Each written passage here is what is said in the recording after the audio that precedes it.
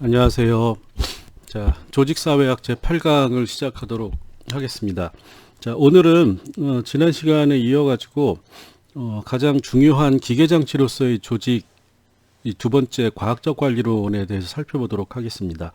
지난 시간에는 이제 관료제라고 하는 거가 기계장치로서의 조직의 핵심적인 조직 원리다라고 하는 거를 이제 살펴보고, 그래서 이제 관료제가 뭐냐, 그 다음에 관료제가 어떻게 조직에 적용되느냐, 뭐 이런 걸 가지고 살펴봤는데, 오늘은 이제 관료제가 적용된 구체적인 형태로서 과학적 관리론이라고 하는 거를 이제 살펴보도록 하겠습니다.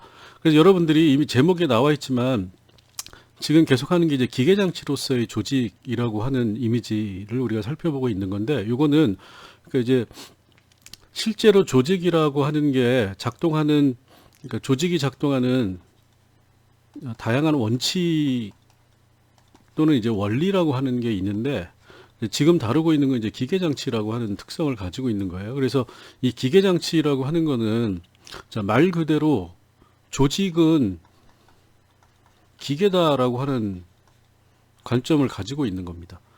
자, 그러면 기계로서의 조직이라고 하는 거는 결국 뭐가 중심인 거죠? 기계가 중심이에요. 그러니까 기계적인 작동 원리를 가지고 있다라는 겁니다. 자, 그럼 이제 여기서부터 바로 문제가 생기는 거야. 기계적인 작동 원리, 그러면 우리가 이제 뭘 생각하죠? 효율성이 높다라고 생각을 하죠. 반면에 어떻게 되죠? 조직은 인간 집단인 거잖아요. 자, 그래서 계속 강조하지만 조직이라고 하는 건 인간 집단이 공유된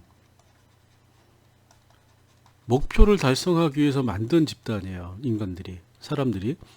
자, 그런데 이렇게 해서 사람들이 공유된 목표를 달성하기 위해서 조직을 만들었는데 그 조직은 효율성을 중시하면서 기계적으로 작동한다. 그러면 이제 이 조직의 성원, 사람이죠. 그럼 조직 내에서 이 조직 성원은 뭐냐라는 얘기가 나오는 겁니다. 결국은 효율성이라고 하는 거와 조직의 특성인 사람의 집단이라고 하는 것 사이에 모순적인 관계 또는 긴장 관계, 갈등 관계라고 하는 게 항상적으로 존재하는 모형이다. 이렇게 생각을 하시면 돼요. 자, 그래서 왜 그러면 이 기계장치로서의 조직이라고 하는 게 이 기계적 작동 원리라고 하는 게 어떤 방식으로 작동을 하느냐, 그거를 이제 설명드리기 위해서 우리가 이제 과학적 관리론이라고 하는 거로부터 출발을 하는 겁니다. 자, 이건 이제 지난 시간에 말씀드렸듯이 기계장치로서의 조직이라고 하는 거는 이 스콧이 얘기했던 폐쇄와 합리 모형이라고 하는 모형 1에 해당된다라고 생각을 하시면 되고, 이거 이제 지난번에 말씀드렸으니까 간단히 넘어가기도 할게요. 자, 과학적 관리론이라고 하는 거는 관료제론의 기초를 두고 등장을 한 거예요. 자, 그래서 과학적 관리론은 누구로부터 시작이 됐냐면 프레드릭 테일러라고 하는, 우리가 이제 요거를 보통은 테일러리즘,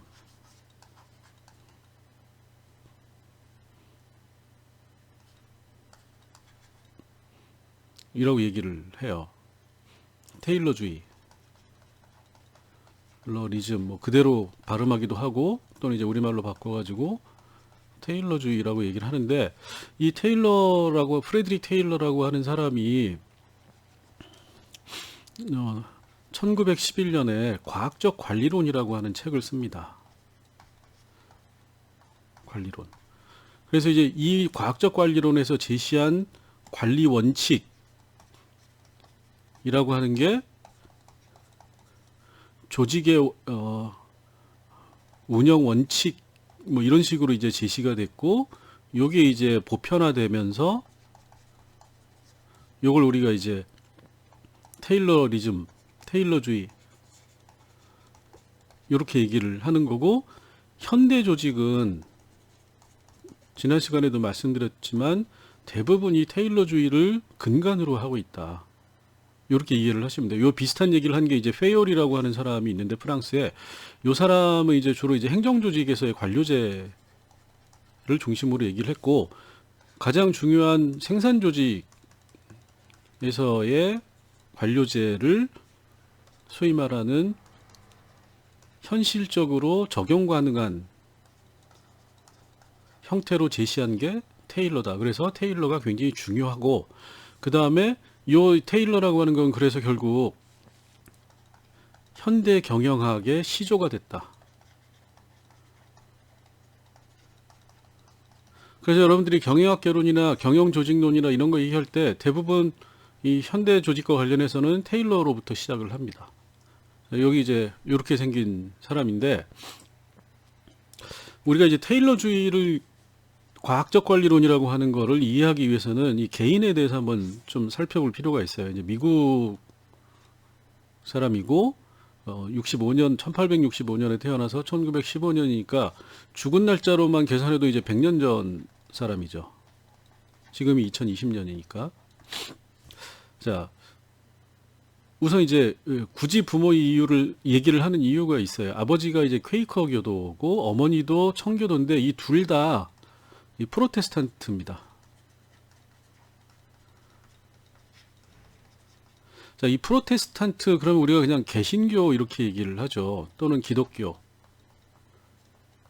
근데 미국의 이 초기 개신교는 기독교는 여기 써 있지만 엄격한 신앙생활이라고 하는 거를 중요시해요. 이게 무슨 얘기냐면 일상생활을 종교적인 원칙에 기초해서 한다라는 겁니다. 그래서 성경, 하나님이죠. 하나님의 뜻에 의해 가지고 나와 있는 원리 원칙을 그대로 적용하는, 그래서 굉장히 엄격한 규정과 규칙에 기초한 삶을 살았다라는 겁니다.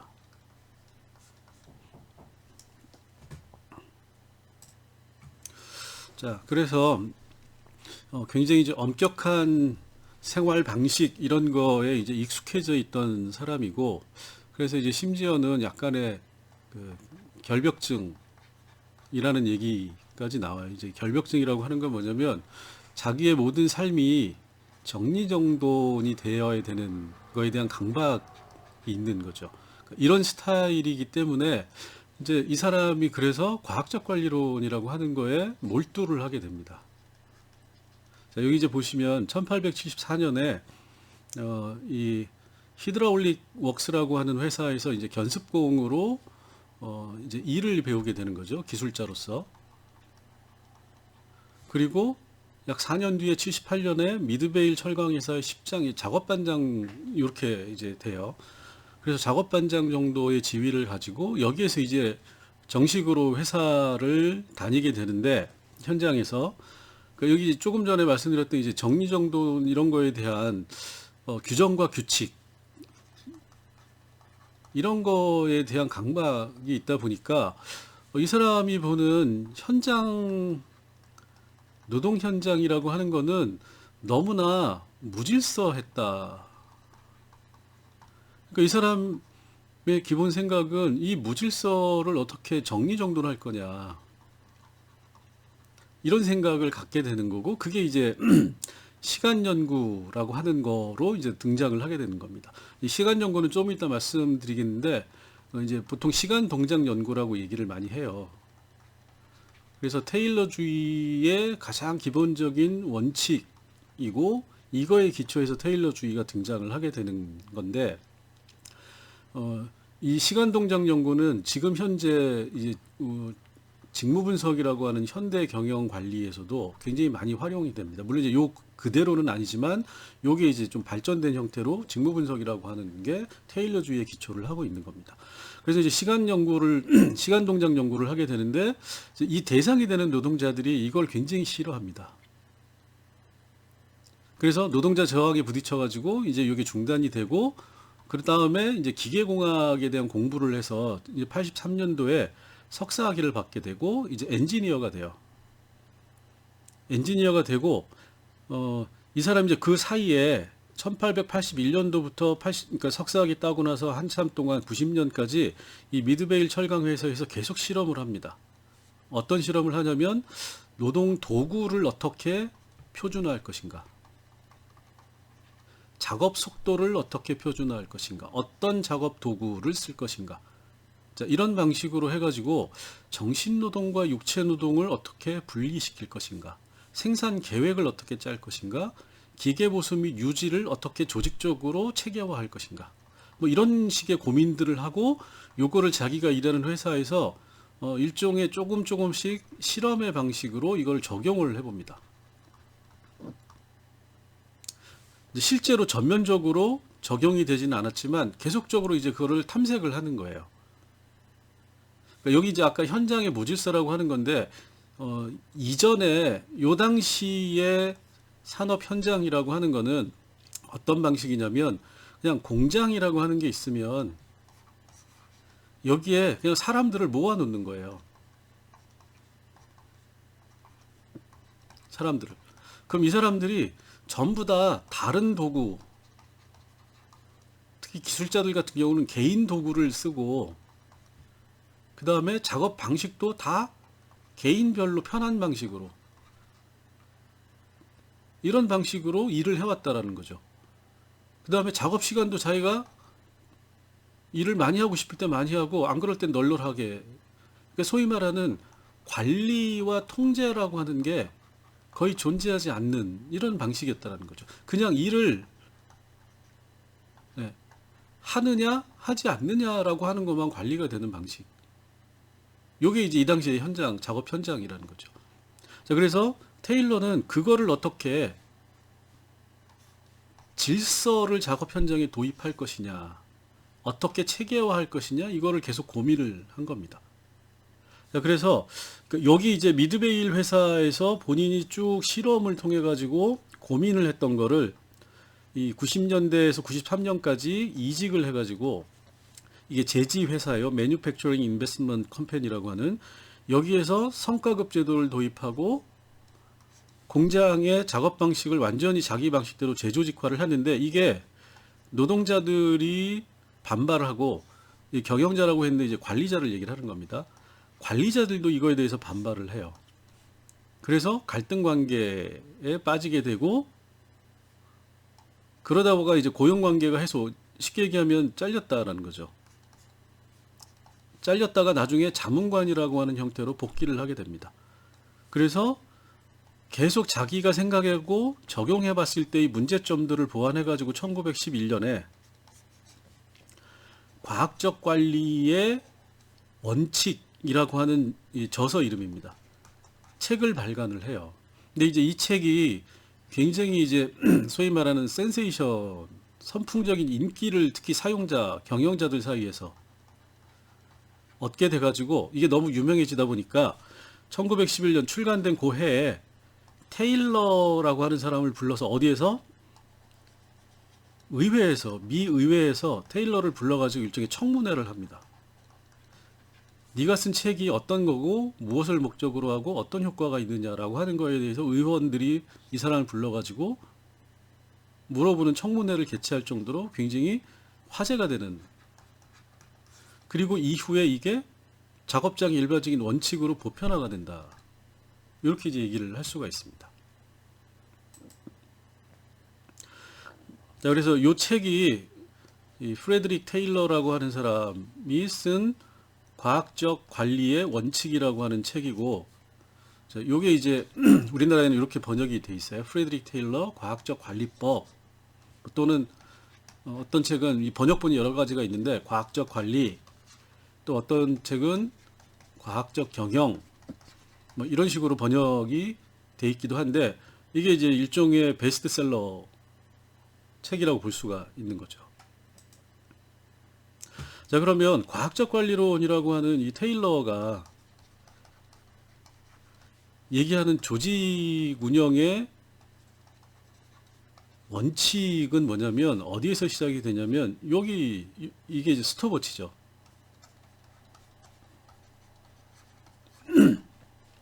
자, 이 사람이 한 게 이제 시간 동작 연구라고 하는 거예요.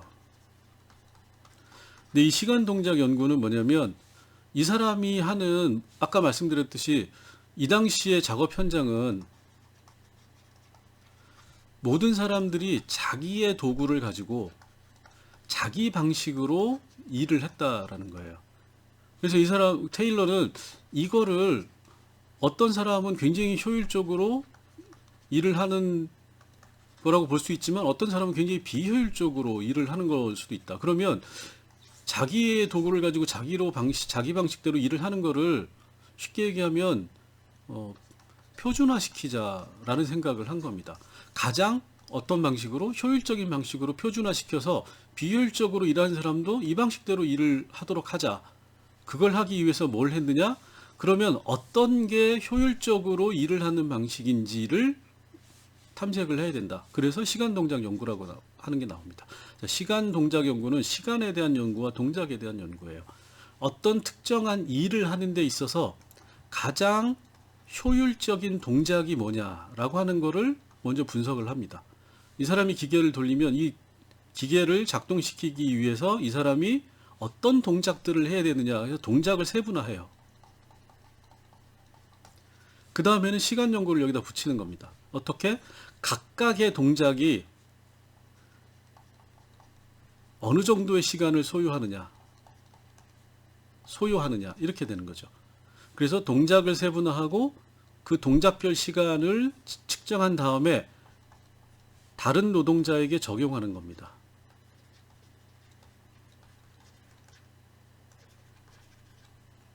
쉽게 얘기하면 이 방식대로 해라라고 강제하는 거죠.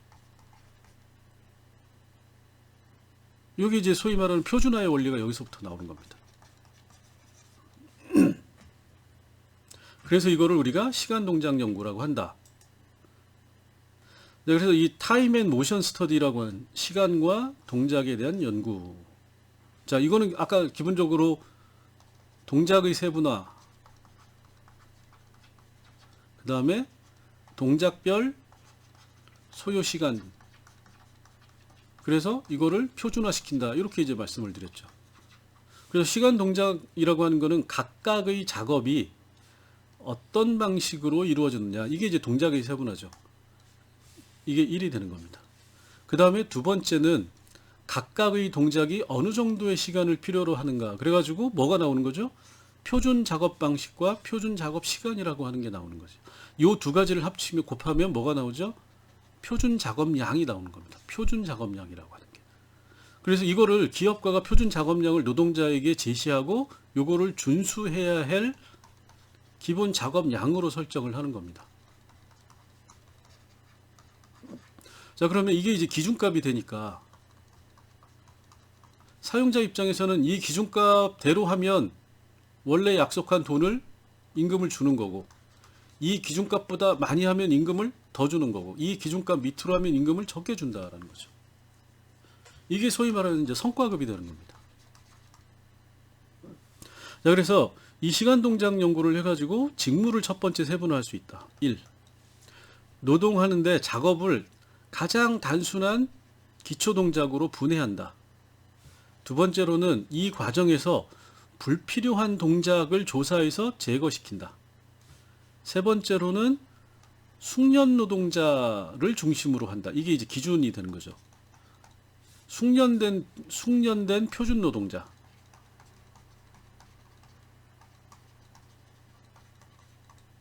그 다음에 네 번째 이제 여기가 관료제.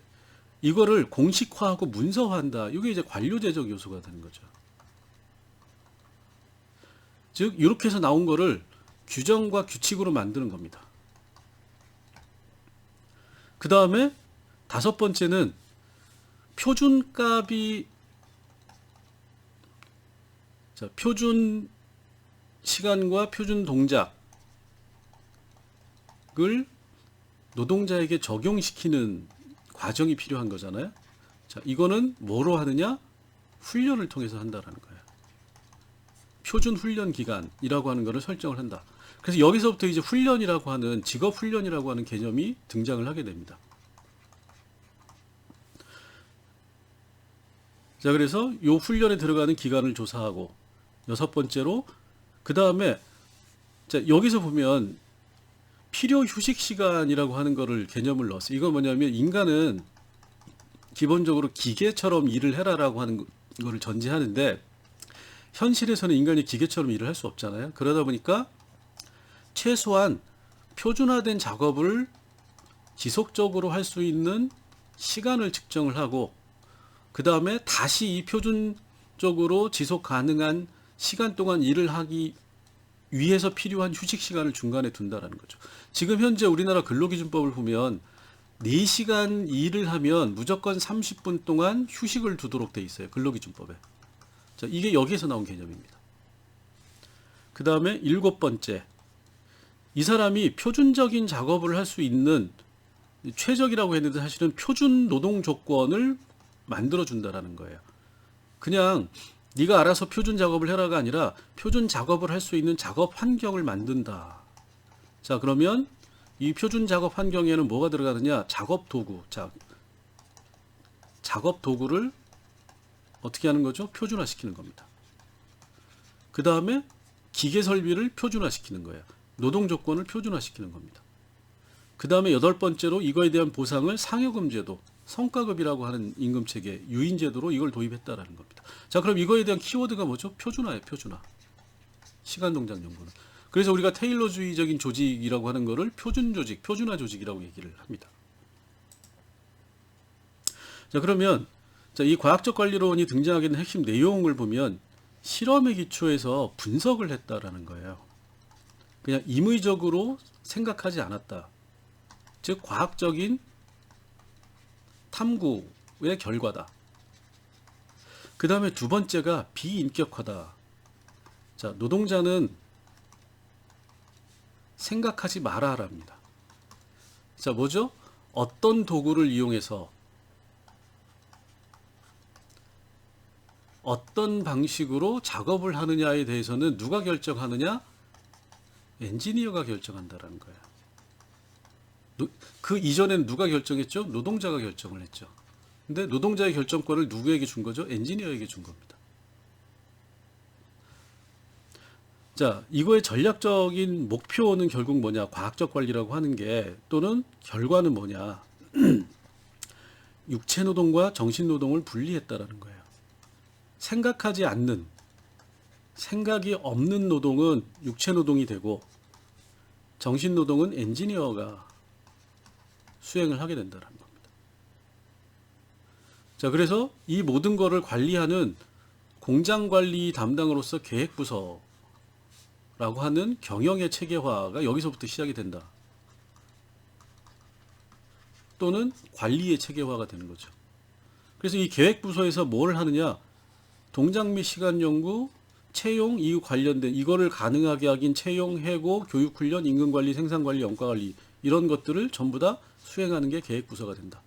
자, 그 다음에 차별적인 능력급제, 성과급과 보너스라고 하는 형태로 일을 많이 한 노동자에게는 표준 작업량보다 많이 한 노동자에게는 임금을 많이 주고 표준 작업량보다 일을 못한 노동자에게는 임금을 깎는 방식으로 성과급제를 도입을 한다라는 겁니다.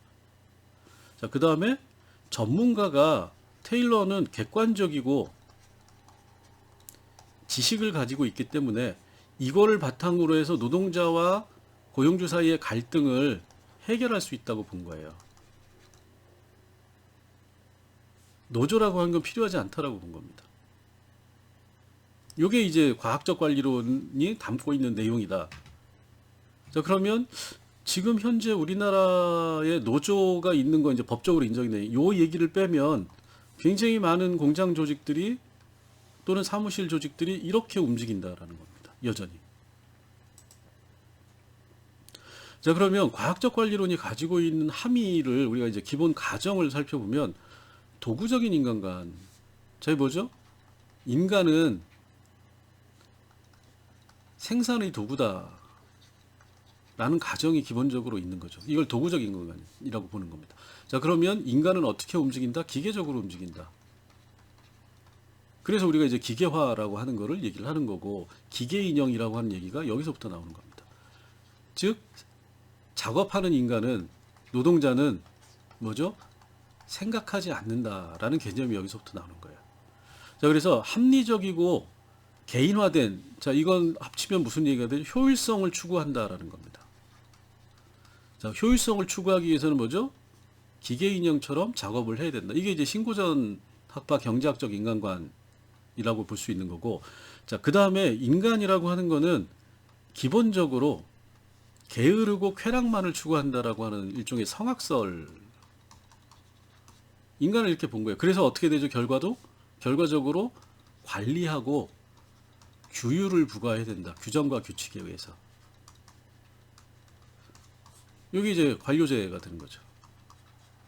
그리고 인간은 게으르고 쾌락만을 추구하는데 소비를 통해서 행복감을 느낀다. 여기가 이제 성과급이 되는 거죠. 돈 많이 주면 된다라는 겁니다. 여기 나오는 거죠. 금전적 유인을 통해서만 노동으로 이끌어낼 수 있다. 게으른 본성은 인간을 이렇게 게으르다고 봤는데 규율에 의해서 여기서 얘기하는 거 극복될 수 있다. 규율은 규칙을 통해서 적용된다. 규칙은 뭐였죠? 엔지니어만이 과학이라고 하는, 이건 이제 객관성과 전문성을 얘기를 하는 거죠. 노동자들은 이게 없다라고 보는 겁니다. 자, 그래서 엔지니어가 굉장히 중요한, 생산에 있어서 중요한 지위를 갖는다. 이렇게 본 거예요. 이해하지 못했습니다. 다시 말씀해 주시겠어요?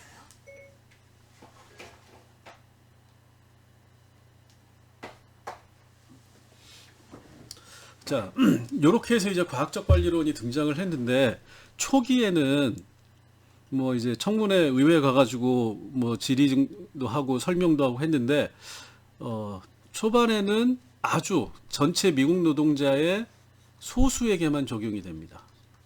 이게 17년까지도. 근데 그 이유가 직무분석 시간동작 연구를 통해 가지고, 이게 이제 일종의 직무분석이라고 말씀을 드렸잖아요. 이걸 하는데 이게 비용이 굉장히 많이 들어갑니다. 모든 작업을 동작으로 구분하고 그거에 대한 시간을 측정하고 그 다음에 표준화시킨 다음에 훈련을 통해 가지고, 자, 여기 표준화에는 뭐죠? 작업 설비, 작업 도구, 뭐 이런 것들까지 표준화, 노동 조건, 이런 걸 표준화하는 걸 포함하는 거죠. 훈련을 시켜서 실제로 시행하는 데까지는 굉장히 많은 시간과 비용이 들어가기 때문에 대공장에서만 적용 가능했다. 그 다음에 중간 경영층이 이제 관리자죠. 이렇게 되면 관리자의 역할이 없어지는 겁니다. 식장이나 작업반장이라고 하는 사람들이 하는 일이 없어지니까 중간 관리자가 저항을 한다, 싫어한다라는 거예요. 그 다음에 노동자는 쉽게 얘기하면 생각하지 않고 생각 없이 동작하는 인형처럼 일을 할 걸 요구받기 때문에 저항을 하게 됐다. 초기에 이랬다라는 거예요. 그런데 결과적으로는 이게 나중에 포드주의하고 결합이 되면서 전 세계로 확산이 됐다라는 겁니다.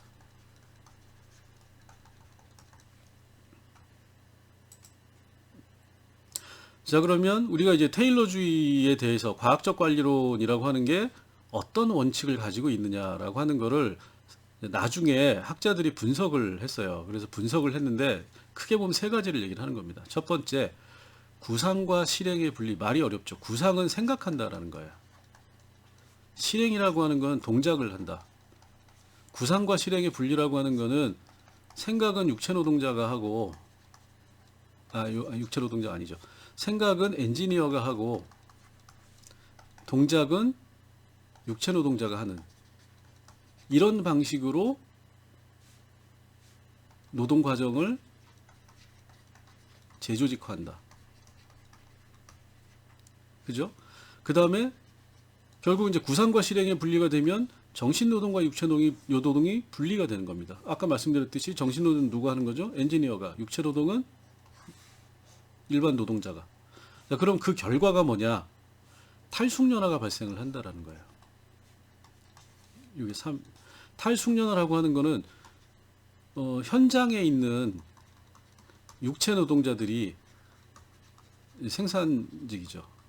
또는 이제 예전에는 기술직. 자기가 자기 도구를 가지고 자기가 생각하는 필요한 방식으로 상품을 생산했다. 작업을 했다라는 거예요. 근데 이게 표준화되면 어떻게 되는 거죠? 자기 도구도 없어지고 자기 방식도 없어지고 표준화된 방식으로 일을 하는 겁니다. 자, 그러면 소위 말하는 노하우라고 하는 개인의 숙련이라고 하는 것은 의미가 없어지는 거예요. 자, 이 개인의 숙련이 어디로 다 옮겨가는 거죠? 표준화된 도구로 가는 겁니다. 표준화된 도구와 작업 매뉴얼. 자, 그러면 예전에 현장 노동자는 결과적으로 뭐죠? 자동 인형처럼 생각 없이 단순 행동을 반복하는 기계가 돼버린다는 겁니다. 그래서 이걸 우리가 기계적 조직이라고 얘기를 하는 겁니다. 즉 과학적 권리론이라고 하는 게 갖는 원칙은 결국 이런 방식으로 작동을 한다라는 거예요. 그리고 요게 처음에는 생산직만을 구상과 실행을 분리시키고 정신노동과 육체노동을 분리시키고 세 번째로는 탈숙련화를 시키는,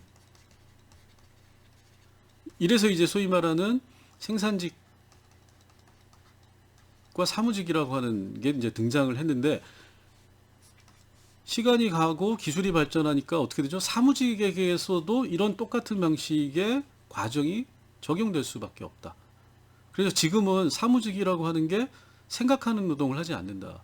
자, 사무직의 일부가 구상을 하고 정신노동을 하고 숙련을 가지고 있는 거고, 대부분의 사무직은 어떻게 되죠? 숙련이 없이 실행노동만을 한다는 겁니다. 그리고 90년대 이후에는 어떻게 되죠? 서비스직이라고 하는 것도 마찬가지로 구상 기능이 없어지고 정신노동이 없어지고 실행 중심의 육체노동, 탈숙련화된 이런 방식으로 노동이 수행되고 있다는 겁니다. 자, 그거를 우리가 이제 조지 리처라고 하는 사람이 맥도널드화라고 하는 방식으로, 이 맥도널드화라고 하는 거는 뭐냐면, 자, 효율성, 계산 가능성, 예측 가능성, 통제 가능성이라고 하는 베버가 얘기했던 관료제의 특징이 서비스 노동에서도 나타나고 있다라고 하는, 그래서 맥도널드화라고 하는 저서를 써서 굉장히 이제 그 베스트셀러가 됩니다. 근데 이 얘기는 베버의 관료제론이라고 하는 거를 과학적 관리론에 기초해서 서비스직에도 이런 현상이 일어나고 있다라고 하는 거를 규명한 거에 지나지 않는다. 자, 그럼 어떻게 되죠? 생산직에게만 과학적 관리론이 적용이 되다가 사무직에게도 적용이 되고 서비스직에게도, 그러면 대부분의 노동이 탈숙련화된 방식으로 이루어진다. 이렇게 이해를 하시면 됩니다. 자, 그 다음에 이제 아까 말씀드렸듯이 테일러주의와 포드주의가 적용이 돼서 이 기계화라고 하는 게 이제 완성이 되는 건데, 이 포드주의에서 포드라고 하는 건 포드 자동차를 얘기를 하는 겁니다. 그리고 이 포드 자동차의 포드는 헨리 포드죠. 자동차 회사를 만든 사장님. 자, 그러면 이 사장님이 이 기계화의 관점에서 중요한 기여를 한 게 뭐냐, 요걸 얘기를 하는 거예요. 자, 여기도 요게 있죠. 이게 이제 흐름 생산이라고 하는 거고, 자, 이건 뭐냐면 컨베이어 벨트.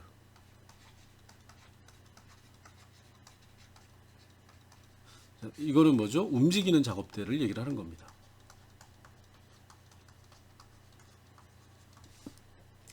헨리 포드가 테일러주의에다가 이 움직이는 작업대라고 하는 컨베이어 벨트를 도입을 한 거예요. 작업대가 이렇게 움직이면 각각에 있는 사람들은 다 하나하나의 다른 작업들을 하고 이 결과 최종 생산물이 완성이 되는 이런 시스템을 포드주의가 도입을 했다라는 겁니다. 자, 그럼 포디즘이라고 한 이제 우리가 그래서 포드주의, 포디즘이라고 얘기를 하는데 기술적 측면에서는 이제 조립선, 요게 이제 컨베이어 벨트를 얘기를 하는 겁니다. 근데 이 컨베이어 벨트는 움직이는 작업대라고 얘기를 했잖아요. 작업대가 있으면 이 작업대가 일정한 방향으로 움직여요. 자, 그럼 이게 의미하는 바는 뭐냐면 작업대라고 하는 게 움직이는 일련의 일종의 과정에 의해 가지고 노동자들이 여기 이렇게 서가지고 양쪽으로 일을 하는 거잖아요. 그러면 이 작업대에 종속이 된다는 겁니다. 작업대는 뭐죠? 기계죠. 기계적 종속이 강화됐다. 왜 그럴까요? 작업대의 속도에 따라서 작업 뭐가 결정이 되는 거죠? 작업 속도. 결과적으로 생산량이 결정이 됩니다. 그래서 우리가 기술적인 측면에서는 컨베이어 벨트를 도입해가지고 기계적인 통제를 강화했다라고 얘기를 하는 거예요. 그리고 이게 이제 현대에 오면 공작 기계와 수치 제어 기계라고 하는 NC 머신이라고 하는데 일종의 자동화라고 생각을 하시면 돼요. 자동화된 방식으로 훨씬 더 기계적 통제를 강화하게 됐다. 그 다음에 노동시장적인 측면에서는 뭐냐면 포디즘이 임금을 조정해가지고 노동의 공급 및 조건을 규제했다. 이거 이제 조금 이따 설명을 드릴게요. 자, 그래서 결과가 뭐냐? 테일러주의적인 원리를 생산 과정, 노동 과정을 통해서 확대를 해가지고 미숙련 조립 노동자를 양산했다라는 겁니다. 이거는 테일러주의의 전면적 확대. 자, 뭐죠? 미숙련 노동자라고 하는 건 결국 뭐죠? 탈숙련, 숙련이 필요 없는 노동자를 얘기를 하는 거잖아요. 탈숙련화된 조립 노동자를 양산하는, 그래서 테일러주의 플러스 포드주의가 기계화 주도의 핵심적인 원칙으로 작용을 하게 됐다라는 얘기가 됩니다. 자, 그래서 포드주의라고 하는 거는 테일러주의를 강화하는 시스템이 되는 건데 뭘 통해서? 컨베이어 벨트를 통해 가지고 이 조립 라인이죠. 움직이는 조립 라인. 이거를 포드가 도입을 하니까 자동차의 생산 시간이 12시간 반, 12.5시간이었는데 93분, 1시간 반으로 거의 9배 이하로 줄어들었다는 겁니다. 대신에 포드가 임금을 2배로 올려줬어요. 이게 이제 유명한 일당 5불제입니다. 임금을 대폭 상승시키고 생산량을 대폭 늘렸다. 자, 그런데 임금은 2배 올라갔는데 생산량은 예를 들어서 그냥 10배라고 합시다. 10배가 올라갔으니까 5배가 생산성이 올라간 거죠. 그 다음에 동시에 노동시간을 표준화해가지고 8시간으로. 왜냐하면 이게 완전히 단순 반복 작업이기 때문에 인간이 견딜 수가 없다라는 거예요. 장시간 노동을 하면. 근데 우리나라는 하루에 10시간, 12시간 이걸 하고 있는 거죠. 자, 그래서 포드주의는 결국 작업을 표준화시킨다. 이건 이제 테일러주의를 그대로 받아들이고 작업을 더 세분화시키고 더 분업화시켰다. 이 테일러주의의 내용인 겁니다. 그래서 생산의 표준화라고 하는 거를 소위 말하는 대규모 공장에 현실적인 방식으로 도입을 했다. 자, 그래서 실제로 1915년에 하일랜드 파크 공장이라고 하는 포드 공장이에요. 포드 공장에 조사를 해보니까 조립 라인에서 일을 하는 노동자가 7,000명인데 이 노동자들이 사용하는 언어가 50개였다라는 겁니다. 자, 그러면 이게 무슨 얘기죠? 의사소통이 안 된다라는 거야. 근데 작업은 된다라는 겁니다. 작업은 가능. 왜 가능할까요? 탈숙련화가 돼 있기 때문에 단순 반복 작업을 기계처럼 하는 거잖아요, 노동자들이. 의사소통이 필요가 없다라는 겁니다. 그러니까 어떤 사람을 갖다 놔도 기본적인 작업의 필요 조건만 갖추어지면 얼마든지 작업이 가능한 방식. 이게 이제 탈숙연화의 효과인 거죠.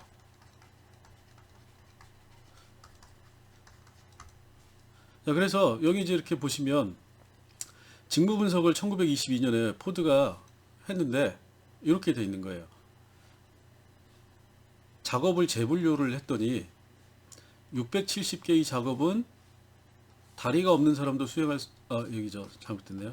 수 있으며 2637개는 다리가 하나가 없는 사람도 수행 가능하고 2개의 작업은 팔이 없어도 가능하고 10개의 작업은 눈먼 사람도 수행할 수 있음. 죄송합니다. 자, 그래서 7,882개의 종류의 작업이 공장에서 수행이 되는데 4,034개는 신체 능력을 필요로 하지 완전한 신체 능력을 필요로 하지 않는다라는 거예요. 이게 이제 포드주의의 직무 세분화의 결과라는 겁니다. 자, 이게 가능한 이유는 기계적 작업이기 때문에. 결국 이건 무슨 얘기죠? 작업하는 인간, 조직 내의 조직 인간을 기계 인형처럼 생각을 하고 조직을 운영하기 때문에. 그래서 이 결과는 뭐냐? 생산성의 대폭적인 증가다. 이렇게 되는 겁니다. 그래서 현대 공장 사무실은 이 테일러주의, 포드주의 원칙을 기본적으로 적용하고 있다라고 생각을 하시면 돼요. 이게 이제 기계화의 주도이고 현대 조직의 조직 운영 원리에서 가장 중요한 원칙이다라는 겁니다. 반면에 노동자 입장에서 보면 가장 최악의 원칙인 거죠. 여러분들이 한번 생각을 해보세요. 한 가지 동작을 하루에 8시간, 일주일에 뭐 요즘 기준으로 하면 5일, 주당 40시간, 한 달에 4번, 요거를 1년 12달을 다시 뭐가 곱해지는 거죠? 한 30년을 한다 생각을 하면 사발면을 하루에 2개씩만 먹는다. 한 달만 그렇게 해도 대부분의 사람들이 버티질 못하는 거죠. 왜? 기계가 아니기 때문에. 다른 걸 먹고 싶은 거잖아요. 평생을 동일한 동작만을 반복해서 한다라고 하는 게 인간에게 어떤 의미를 가지고 있는지 굉장히 지루하고 견딜 수가 없다라는 겁니다. 자, 그러니까 어떻게 되죠? 문제점이 등장을 하게 돼요. 뭐죠? 결근을 하게 됩니다. 그 다음에 병에 걸리게 돼요. 또는 병이 있다라고 생각을 하게 돼요. 왜? 일하기 싫다라는 겁니다. 그리고 이직률이 높아져요. 결과는 뭐죠? 오히려 생산성이 떨어지는. 그러니까 초기에는 굉장히 생산성이 높았는데 이게 이제 지속되다 보니까 이 원칙이 지속적으로 적용되니까 오히려 생산성이 떨어지는 문제가 발생을 한다라는 겁니다. 자, 그래서 어떻게 되는 거죠? 테일러주의, 포드주의 원칙을 기본적으로 적용하되 여기서 나타나는 이런 문제점들을 어떻게 보완할 수 있을 것인가 라고 하는 새로운 관점이 등장을 하게 된다는 겁니다. 이게 이제 다음 시간에 우리가 할 유기체라고 하는 관점입니다. 자, 오늘은 여기까지 하도록 할게요. 수고하셨습니다.